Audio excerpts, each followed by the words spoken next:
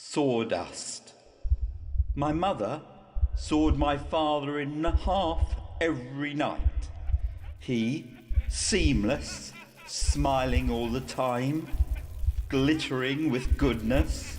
She, with wax curls twirled tight, her saw cutting through the box, dust without mess.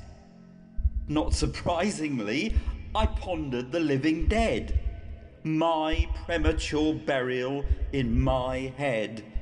Would my fingernails, given time, work through the box, burrow out into earth as they grew, strange stalks working ever upwards to bloom? The boredom of childhood is a fruitful loom. Grown now, I see my father's strange discovered face as I practice nearly every hour of every day. Yet, will I be ready to take my father's place in the box where they found him when you'd gone away?